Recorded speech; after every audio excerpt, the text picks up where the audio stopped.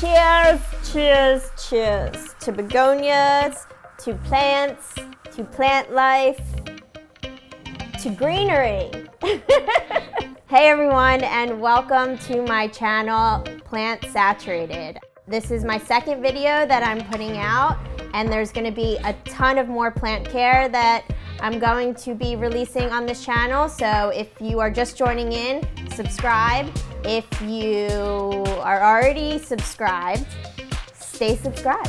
I'm working with my Begonia Cracklin Rosie today.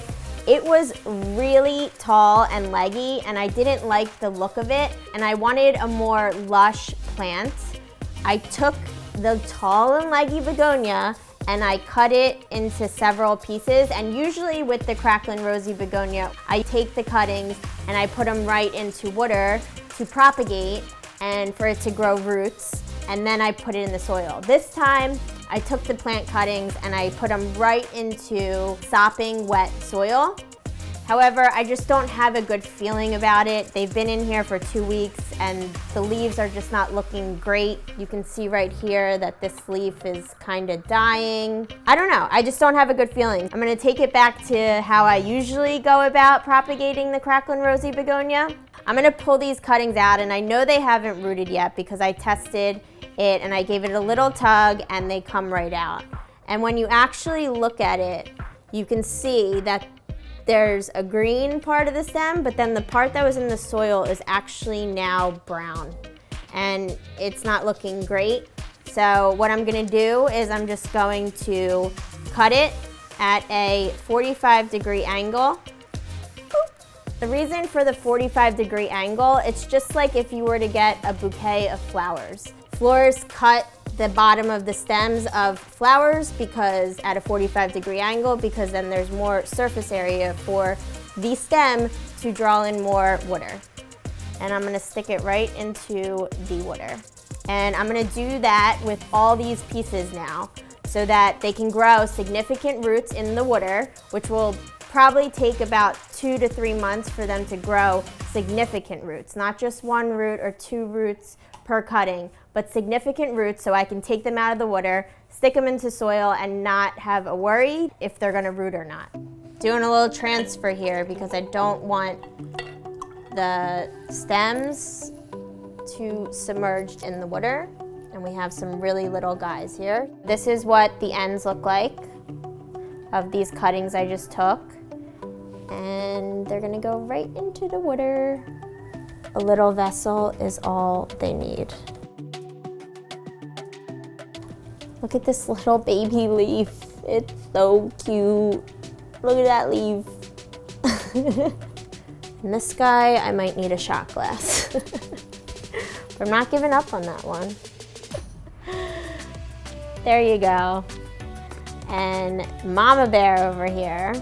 Remember how I said that this started as a tall, leggy plant? So not all of them were stem cuttings. This was actually the mother plant. So it's rooted in there and it's doing fine, but I'm going to do one more chop right here. Chop, put it in the water, and that's it. I'm gonna give this a watering because it needs one. Let all the air pockets settle. There you go. So now we have some Begonia Cracklin Rosie propagating in the water, and it'll take about a month to see some roots, but probably 2 to 3 months to see significant roots. And then I will stick them back into this pot once they have grown really good roots. And while they're rooting, they will probably push out new leaves. So that's also cool. They can live in water forever. So I don't know, I might even leave it in the water longer than 2 to 3 months. Begonia Cracklin Rosie.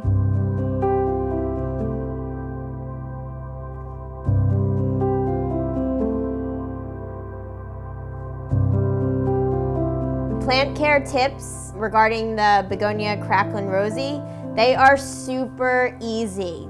They look like such an intimidating plant because they're so beautiful. Check out these pink spots. It's all shiny. Look at that leaf. I can have this in medium indirect light.